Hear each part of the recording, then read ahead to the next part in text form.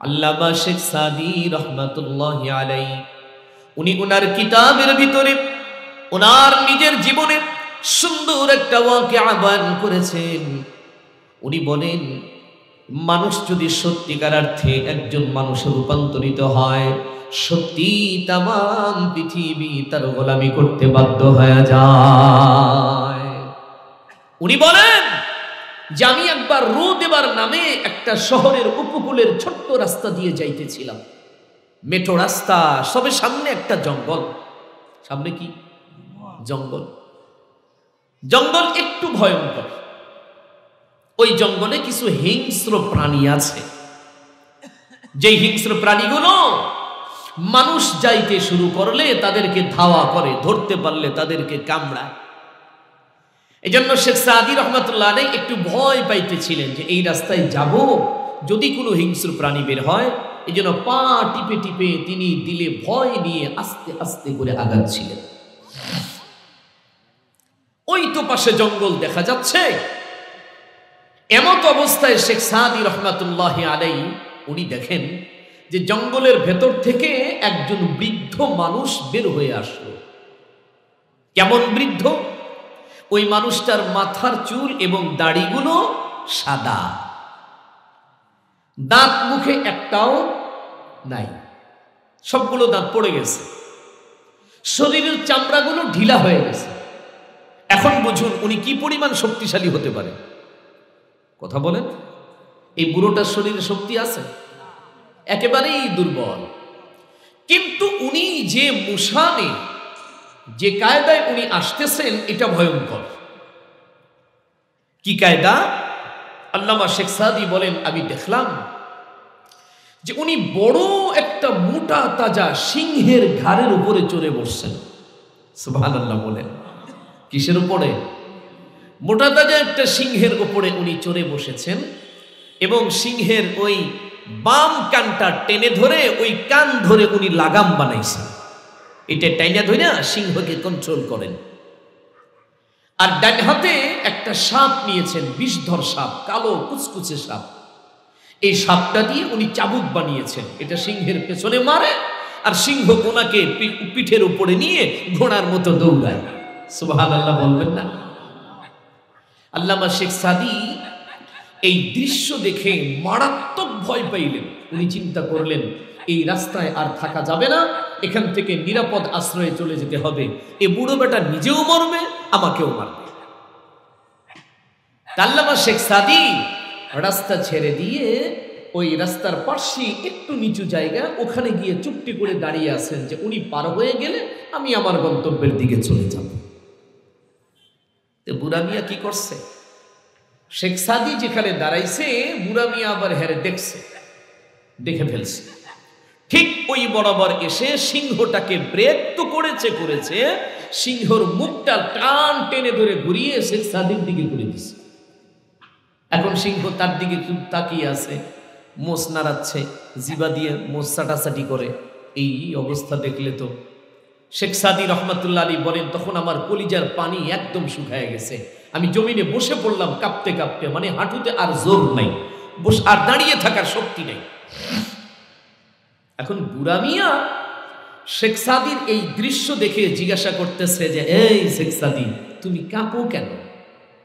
ভয় পাচ্ছ কেন? শেখ সাদি বলেন যে আমি ভয় পাবো না।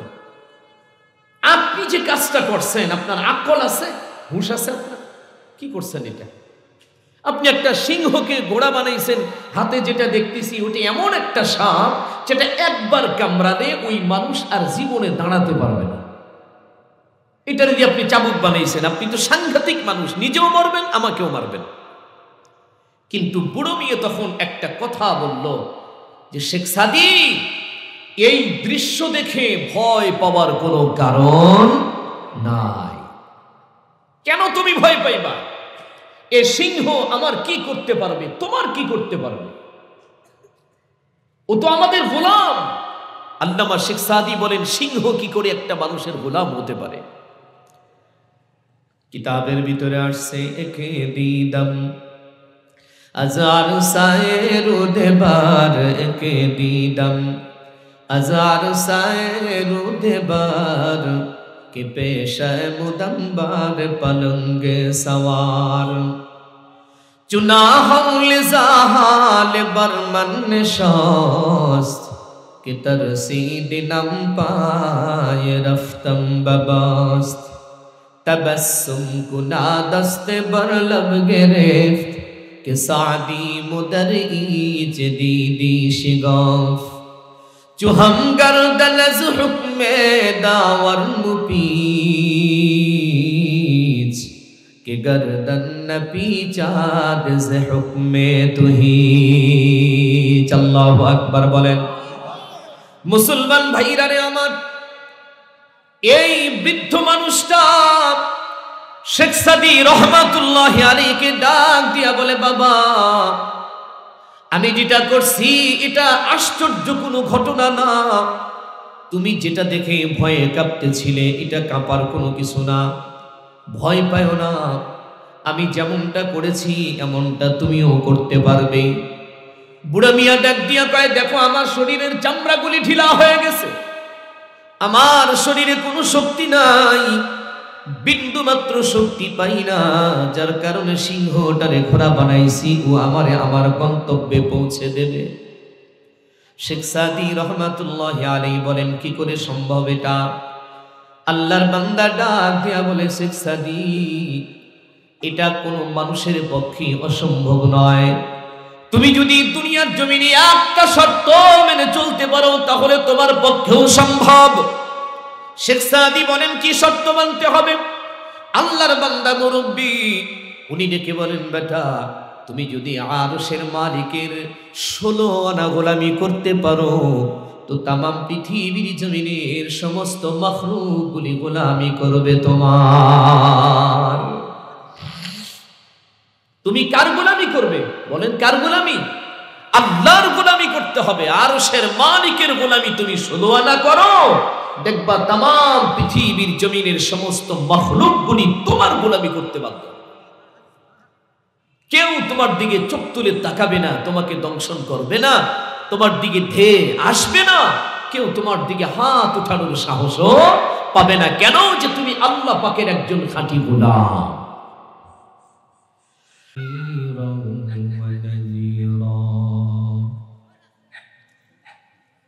وداعيا إلى الله بإذنه سراجا وقمرا منيرا أما بعد فقد قال الله تعالى في كلامه المجيد والفرقان الحميد أعوذ بالله من الشيطان الرجيم بسم الله الرحمن الرحيم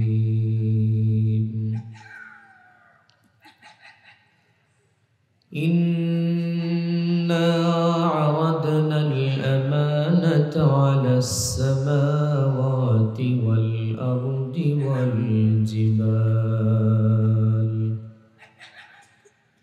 والجبال فأبين أن يحملنها وأشفقن منها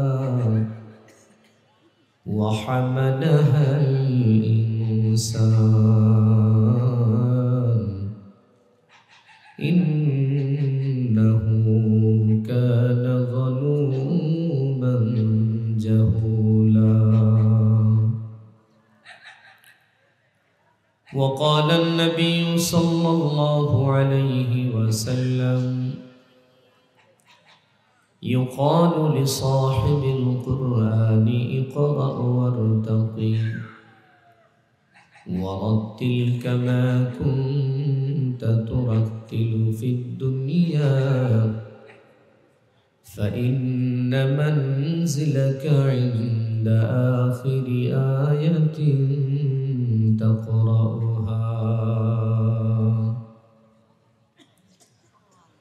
وقال سيد الأنام وصاحب القرآن صلى الله عليه وسلم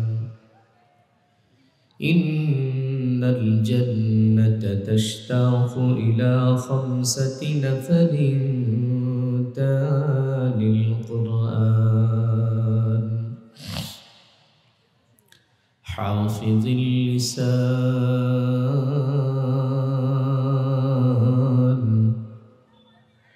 مطعم الجيعان مقسي العريان ومن صلى على حبيب الرحمن صدق الله مولانا العظيم وصدق رسوله النبي الأمي الكريم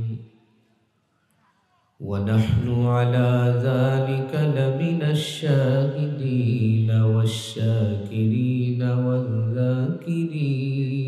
والذاكرين والحمد لله رب العالمين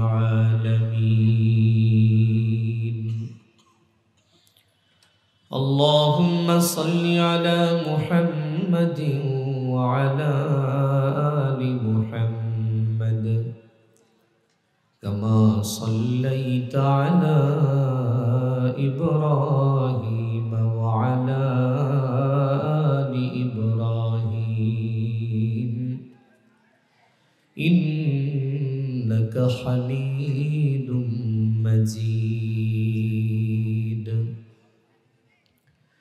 اللهم بارك على محمد وعلى آل محمد كما باركت على إبراهيم وعلى آل إبراهيم إنك حميد مجيد يا مولاي صل وسلم دائما أبدا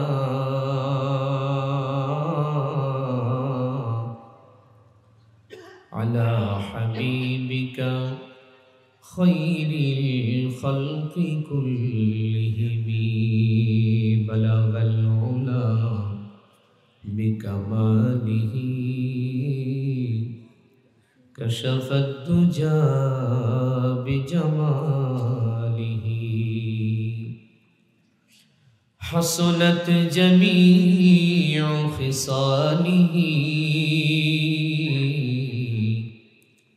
صلوا عليه وآله عشق محبوب خدا ہے جس دل میں حاصل نہیں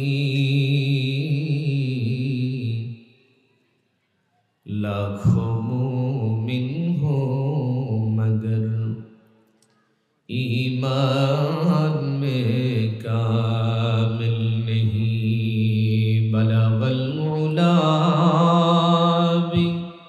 بکمالہ کشف الدجى بجماله حسنت جميع خصاله صلوا عليه وآله سبحانك لا علم لنا إلا ما علمتنا إنك أنت العليم الحكيم سبحان ربك رب العزة عما يصفون وسلام على المرسلين والحمد لله رب العالمين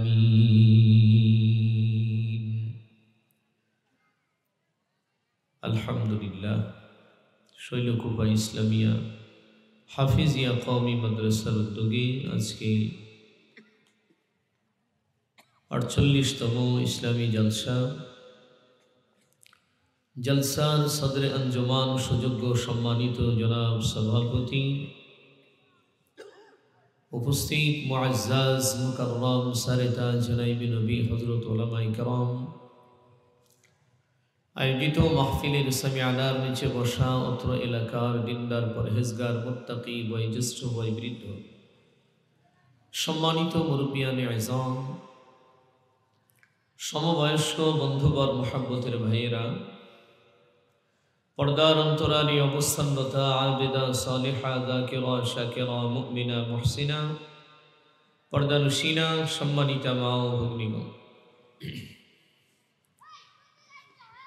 বিশ্ব জগতের বিশ্ব প্রতিপালকের বিশ্ব দরবারে লাখো কোটি শুকর ও সুজুদ, যিনি অত্যন্ত দয়া করে মায়া করে ইহসান আর করুণা করে ভালোবেসে ইমানদার মুসলমান হিসেবে আমাদেরকে মঞ্জুর করে আমাদের হায়াতকে দীর্ঘায়িত করে দিন।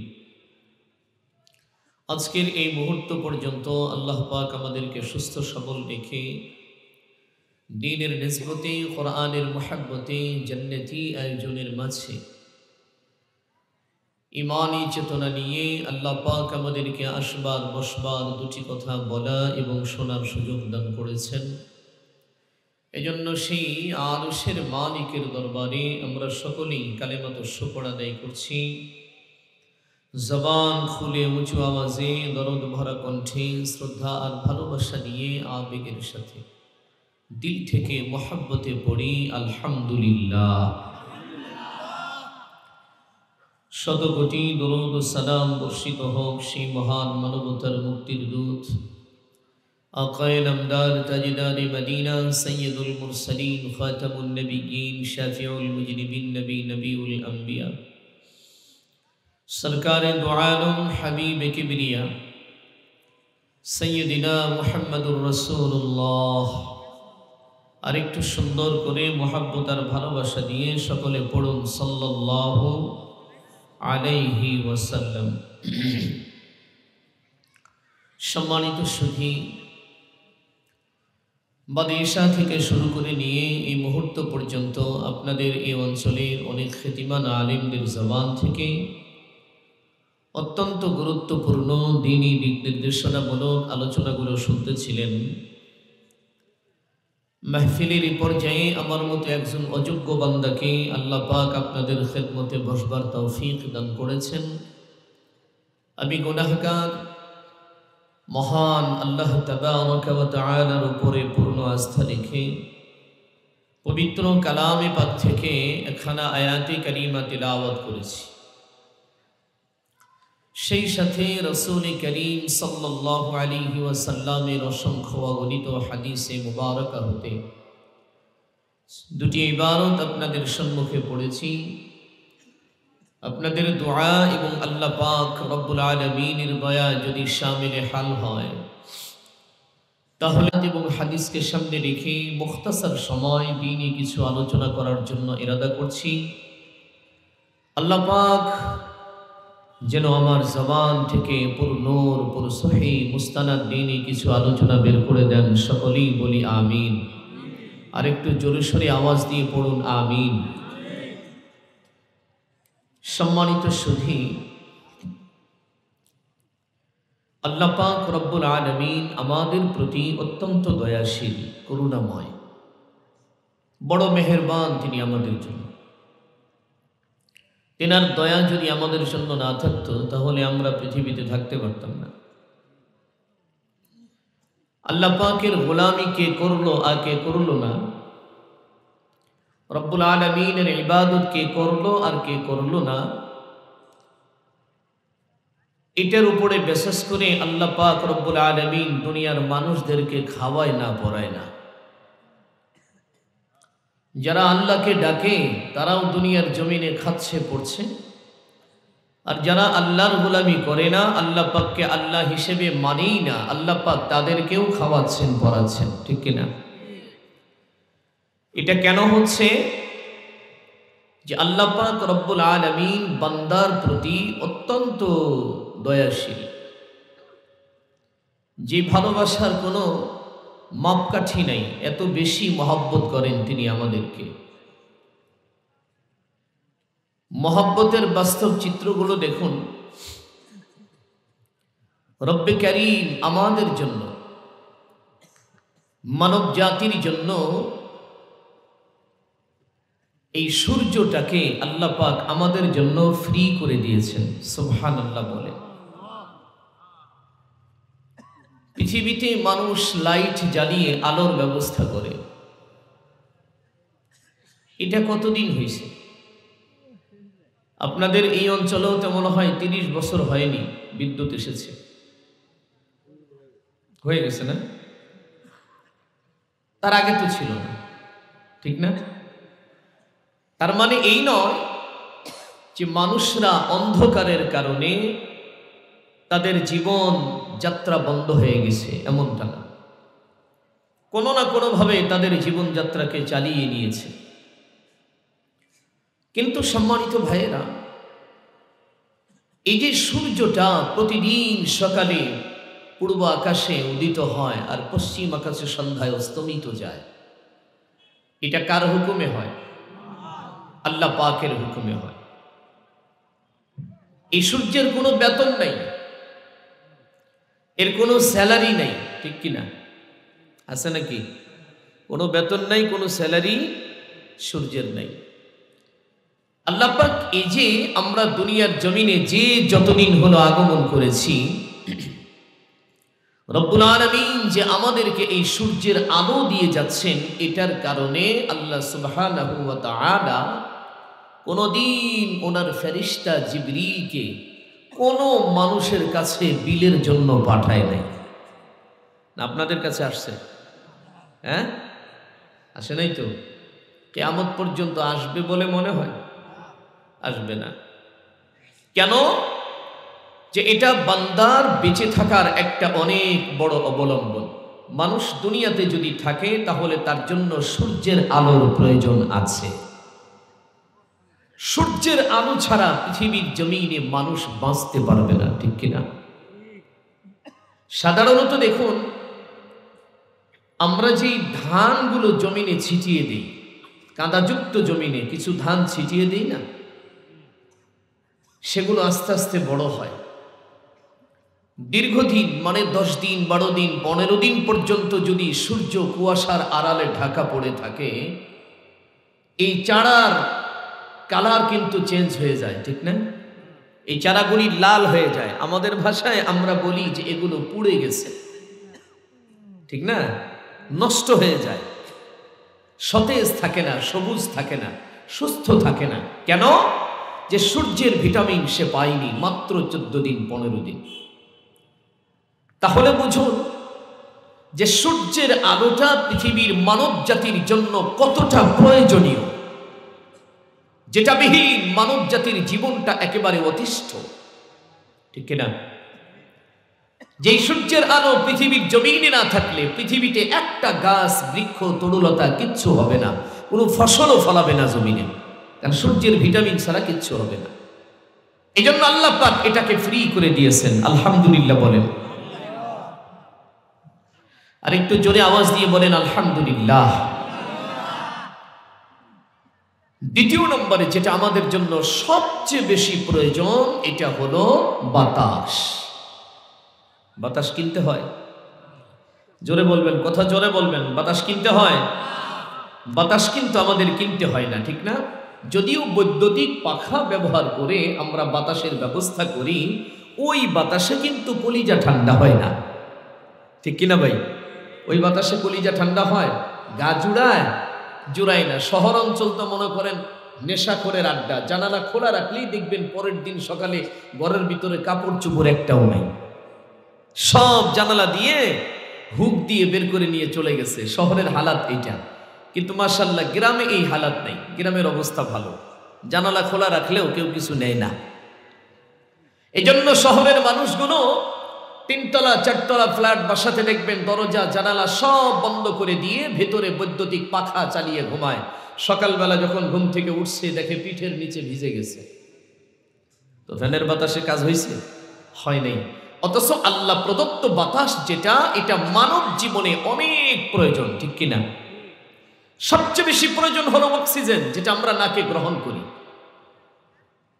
এই পৃথিবীর জমিনে যারা চিকিৎসা বিজ্ঞান, তাদের থিওরি হলো, তাদের গবেষণালব্ধ তথ্য থেকে পাওয়া গেছে, ওনারা বলেন যে আল্লাহ পাক যদি 3টা মিনিট পৃথিবীর জমিনে অক্সিজেন বন্ধ করে দেন, কত মিনিট? Just 3 minute. 3টা মিনিট যদি আল্লাহ পাক অক্সিজেন বন্ধ রাখেন, তাদের গবেষণা যে পৃথিবীর জমিনে 3 মিনিটের পরে একটা মানুষ তো দূরে একটা পিপিলিকাও খুঁজে পাওয়া যাবে না, সবাই মারা যাবে। তাহলে এই যে অক্সিজেনটা আল্লাহ পাক আমাদেরকে দিচ্ছেন, এটা আনার জন্য কোনো দোকানে যেতে হয় না। যেতে হয় কি?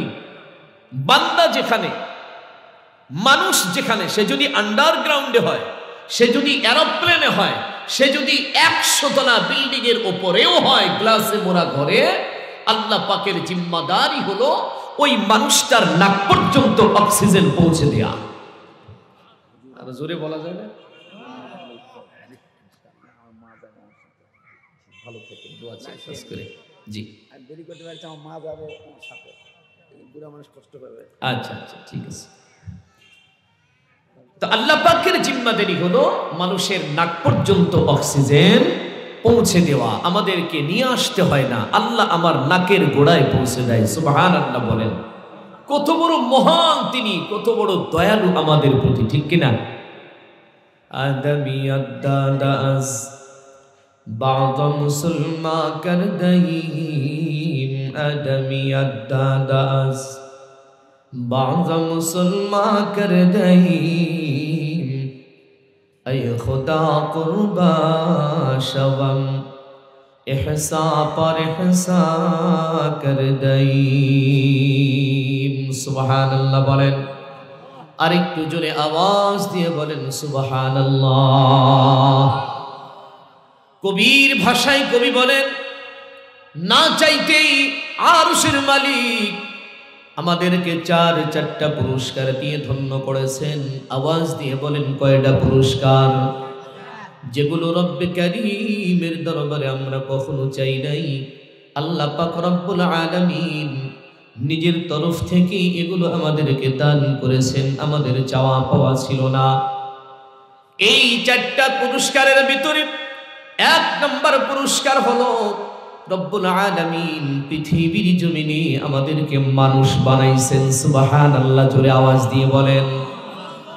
মানুষ না বানাইয়া যদি অন্য কোনো প্রাণী বানিয়ে দুনিয়ার জমিনে ছেড়ে দিতেন, আল্লাহ পাকের বিরুদ্ধে কোনো বিচার দায়ের করতে পারতাম না, আল্লাহর বিরুদ্ধে কোনো আন্দোলন করা সম্ভব হতো না। আল্লাহ পাক রব্বুল আলামিনের বিরুদ্ধে কোনো মিছিল করার ক্ষমতা আমাদের ছিল না। রব্বে কারীম ইহসান করেছেন, করুণা করেছেন, দয়া করেছেন, আমাদেরকে ইনসান বানিয়ে দুনিয়ার জমিনে পাঠিয়ে দিয়েছেন। সুবহানাল্লাহ, জোরে আওয়াজ দিয়ে বলেন। একটা কথা মনে রাখবেন, রব্বুল আলামিন 3টা জিনিস বাবা নিজের হাতে তৈরি করেছেন। বাকি যা কিছু পৃথিবীর জমিনে আছে এগুলো কুন ফায়াকুনের মাধ্যমে আল্লাহ বানাইছেন। শুধুমাত্র 3টা জিনিস আল্লাহ বানাইছে নিজের হাত দিয়া। খলাকতু বিয়াদাইয়া, আল্লাহ পাক 3টা জিনিস, তার মধ্যে 1 নম্বর হলো আল্লাহ পাক রব্বুল আলামিন যেখানে আছেন ওইটার নাম হলো আরশে আজিম। এই আরশে আজিম আল্লাহ পাক রব্বুল আলামিন নিজের হাতে বানাইছেন। সুবহানাল্লাহ, জোরে আওয়াজ দিয়ে বলেন। আর 2 নম্বরে আল্লাহ পাক রব্বুল আলামিন নিজের হাত দিয়ে বানাইছেন হলো জান্নাতুল আদন। আদন নামে একটা জান্নাত, এটা রব্বে কারীম নিজের হাতে তৈরি করছেন। ইমানদার মুসলমানদেরকে সেখানে রাখা হবে। সুবহানাল্লাহ। আর 3 নম্বরে আল্লাহ পাক যেটা বানাইলেন, ওয়ালাকাদ কাররামনা বানি আদম। 3 নম্বরে কি? আদম আদম 3 নম্বরে বলেন কি? আদম বানাইছেন আল্লাহ নিজের হাত দিয়া, অন্য কারোর হাত লাগান নাই। যদিও প্রথমবার আদমের বডিটা ফেরেশতা দিয়ে তৈরি হয়েছিল, কিন্তু আল্লাহ পাকের সূরতটা পছন্দ হয়নি। মানে এই যে অবয়বটা, চেহারাটা, ফেসটা, এটা আল্লাহ পাকের চোখে গ্রহণযোগ্য মনে হয় নাই। এজন্য আরশের মালিক ডেকে বলে, নাই কি বানাইছো এটা? এটা আমার আদমের চেহারা হলো? এই চেহারার কখনো আদম হয় নাকি? আমি যাকে এত ভালোবেসে বানাইলাম তার চেহারাটাও আরো সুন্দর হবে, আরো সুশ্রী হবে। এই জন্য রব্বে কারীম সাইয়্যিদুনা আদম আলাইহিস সালাতু ওয়াস সালামের চেহারাটা পুনরায় আল্লাহ পাক নিজের কুদরতি 2টা হাত ব্যবহার করে বানাইছে। এই জন্য মানুষ আল্লাহর কাছে বড় প্রিয়। মানুষ যদি নিজেকে মানুষ বলে গড়াইতে পারে, একজন মানুষ যদি সত্যিকার অর্থে যদি পৃথিবীর জমিনে মানুষে রূপান্তরিত হয়, তো পৃথিবীর জমিনেও মর্যাদা বাড়ায় আল্লাহ, কিয়ামতের আদালতেও মর্যাদা বাড়ায় দিবেন আমার আল্লাহ। আমরা যারা পৃথিবীর মানুষ, আমরা তো টাকার পেছনে দৌড়াই, সম্পদের পেছনে দৌড়াই, বাড়ি গাড়ির পেছনে দৌড়াই। এটা অন্যায় না ন্যায়, এটা বিচার করার সময় নাই, ঠিক না? হালাল না হারাম, এটা বিচার করবার সময় নাই। এটা আমার হক নাকি অন্যের হক, এটাও দেখার সময় আমার কাছে নাই।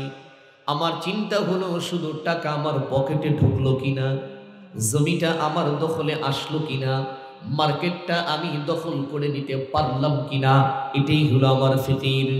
কিন্তু মুসলমান এত পরিশ্রম করে, কষ্ট করে, মারামারি হানাহানি করে, দলাদলি করে টাকা উপার্জন করার কোনো প্রয়োজন হবে না।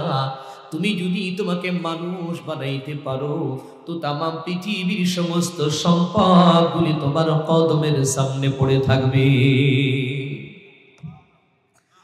পৃথিবীর সমস্ত টাকা সম্পদ যা আছে তোমার কদমের সামনে পড়ে থাকবে। তোমাকে টাকার পেছনে যাওয়া লাগবে না, টাকা তোমার পেছনে দৌড়াবে, নিতে চাইবা না, জোর করে তোমার ঘরে ঢুকবে। কিন্তু শর্ত হলো তুমি মানুষ হও। 16 আনা তুমি যদি আল্লাহর গোলামি করো, তাহলে দেখবা তামাম পৃথিবীর জমিনের সমস্ত মাখলুকগুলি তোমার গোলামি করবে। সুবহানাল্লাহ বলেন। আল্লামা শেখ সাদি রহমাতুল্লাহি আলাইহি উনি ওনার কিতাবের ভিতরে ওনার নিজের জীবনে সুন্দর একটা ওয়াকিয়া বয়ান করেছেন। উনি বলেন, মানুষ যদি সত্যিকার অর্থে একজন মানুষে রূপান্তরিত হয়, সত্যি তামাম পৃথিবী তার গোলামি করতে বাধ্য হয়ে যায়। উনি বলেন যে আমি একবার রোদেবার নামে একটা শহরের উপকূলের ছোট্ট রাস্তা দিয়ে যাইতেছিলাম, মেঠো রাস্তা, সবে সামনে একটা জঙ্গল। সামনে কি? জঙ্গল। জঙ্গল একটু ভয়ঙ্কর। ওই জঙ্গলে কিছু হিংস্র প্রাণী আছে, যে হিংস্র প্রাণীগুলো মানুষ যাইতে শুরু করলে তাদেরকে ধাওয়া করে, ধরতে পারলে তাদেরকে কামড়ায়। এজন্য শেখ সাদি রহমাতুল্লাহ আলাইহি একটু ভয় পাইতেছিলেন যে এই রাস্তায় যাব, যদি কোনো হিংস্র প্রাণী বের হয়। এজন্য পা টিপে টিপে তিনি দিলে ভয় নিয়ে আস্তে আস্তে করে আগাচ্ছিলেন। ওই তো পাশে জঙ্গল দেখা যাচ্ছে। এমত অবস্থায় শেখ সাদি রহমাতুল্লাহ আলাইহি উনি দেখেন যে জঙ্গলের ভেতর থেকে একজন বৃদ্ধ মানুষ বের হয়ে আসলো। কেমন বৃদ্ধ?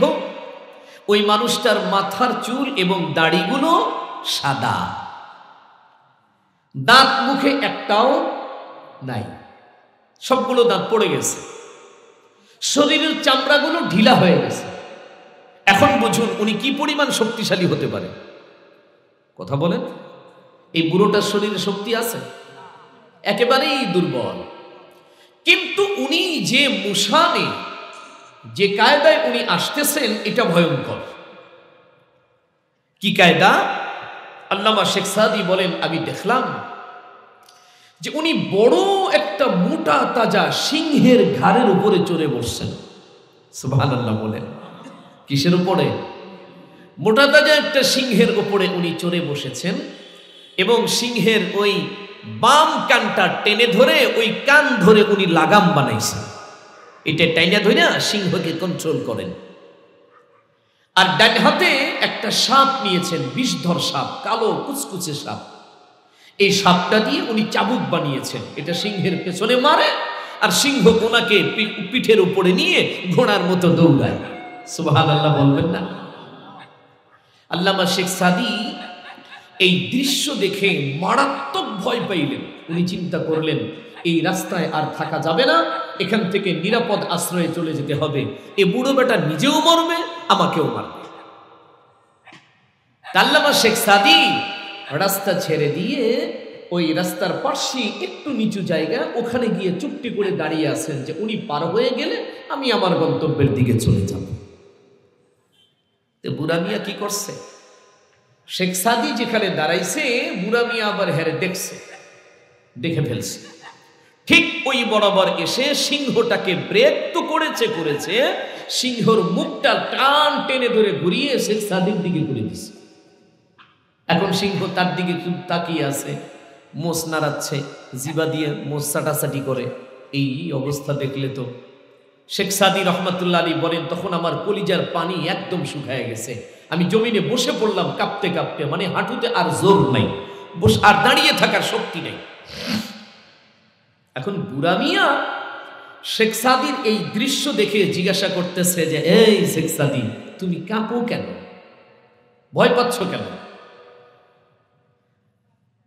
শেখ সাদী বলেন যে আমি ভয় পাবো না। আপনি যে কাজটা করছেন, আপনার আকল আছে, হুঁশ আছে? আপনার কি করছেন এটা? আপনি একটা সিংহকে ঘোড়া বানাইছেন, হাতে যেটা দেখতেছি ওটা এমন একটা সাপ যেটা একবার কামড়ালে ওই মানুষ আর জীবনে দাঁড়াতে পারবে না। এটা দিয়ে আপনি চাবুক বানাইছেন। আপনি তো সাংঘাতিক মানুষ, নিজেও মারবেন, আমাকেও মারবেন। কিন্তু বুড়ো মেয়ে তখন একটা কথা বলল যে শেখ সাদী, এই দৃশ্য দেখে ভয় পাওয়ার কোনো কারণ নাই। কেন তুমি ভয় পাইবা? এ সিংহ আমার কি করতে পারবে, তোমার কি করতে পারবে? ও তো আমাদের গোলাম। আল্লামা শেখ সাদী বলেন, সিংহ কি করে একটা মানুষের গোলাম হতে পারে? কিতাবের ভিতরে আসছে, একে দিদম আজার সায়ের দেবার, একে দিদম আজার সায়ের দেবার कि पेशा मुदम्बार पलंगे सवार चुना हौल जाहाल बरमन नशास्त कि तरसी दिनम पाए रफ्तम बबास्त तबस्सुम कुना दस्त बर लब गिरफ्त कि सादी मुदर ईज दीदी शिगाफ जो हम गर्दन ज हुक्मे दावर मुपीज के गर्दन न पीचाद ज हुक्मे तुही। अल्लाहु আকবার বলেন। মুসলমান ভাইরা রে আমার, এই বৃদ্ধ মানুষটা শেখ সাদী রহমাতুল্লাহি আলাইহিকে ডাক দিয়া বলে, বাবা আমি যেটা করছি এটা আশ্চর্য কোনো ঘটনা না। তুমি যেটা দেখে ভয়ে কাঁপতেছিলে এটা কাঁপার কোনো কিছু না, ভয় পাও না। আমি যেমনটা করেছি এমনটা তুমিও করতে পারবে। বুড়া মিয়া ডাক দিয়া কয়, দেখো আমার শরীরের চামড়াগুলি ঢিলা হয়ে গেছে, আমার শরীরে কোনো শক্তি নাই, বিন্দু মাত্র শক্তি পাই না, যার কারণে সিংহটারে ঘোড়া বানাইছি, ও আমারে আমার গন্তব্যে পৌঁছে দেবে। শেখ সাদী রহমাতুল্লাহি আলাইহি বলেন, কি করে সম্ভব এটা? আল্লাহর বান্দা ডাক দিয়া বলে, শেখ সাদী এটা কোনো মানুষের পক্ষে অসম্ভব নয়। তুমি যদি দুনিয়ার জমিনে একটা শর্ত মেনে চলতে পারো তাহলে তোমার পক্ষেও সম্ভব।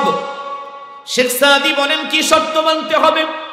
আল্লাহর বান্দা মুরব্বী উনি ডেকে বলেন, বেটা তুমি যদি আরশের মালিকের 16 আনা গোলামি করতে পারো তো তামাম পৃথিবীর জমিনের সমস্ত মাখলুকগুলি গোলামি করবে তোমার।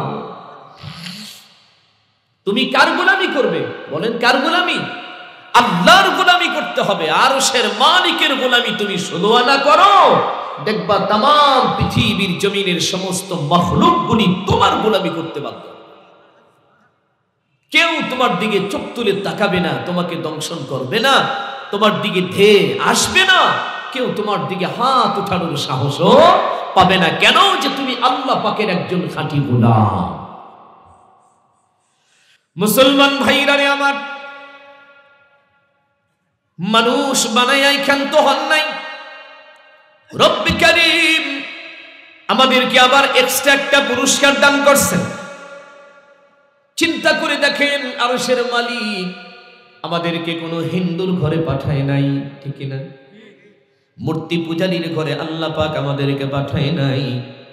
এরপরে কোনো খ্রিস্টানের ঘরে আল্লাহ পাক আমাদেরকে পাঠায় নাই, কোন ইহুদির ঘরে পাঠায় নাই, নাসারার ঘরে পাঠায় নাই।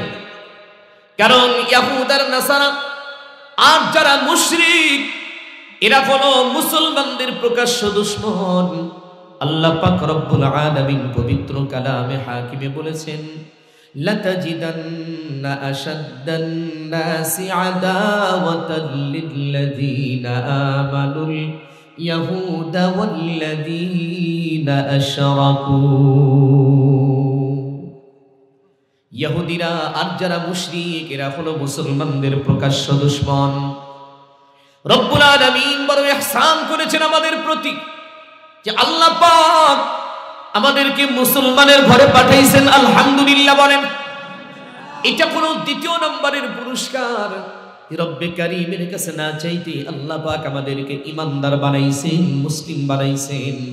আর যারা ঈমানদার, যারা মুসলিম, তাদের জন্যই হলো জান্নাত। সুবহানাল্লাহ বলেন, সুবহানাল্লাহ। মুসলিম হতে পেরে আমরা খুশি না বেজার? আওয়াজ দিয়ে বলেন, সকলে বলেন, সকলে বলেন, আমরা খুশি না বেজার? আলহামদুলিল্লাহ বলেন, আলহামদুলিল্লাহ, আলহামদুলিল্লাহ। আল্লাহ যে আমাদেরকে মুসলমান বানাইছে, আর এই মুসলমানিত্ব আমাদের ভেতরে আছে, কালিমার ঈমান আছে। এই ঈমান নিয়ে যদি আমরা কবরে যাই তো নিশ্চিত আমরা জান্নাতি হবই হব। আলহামদুলিল্লাহ।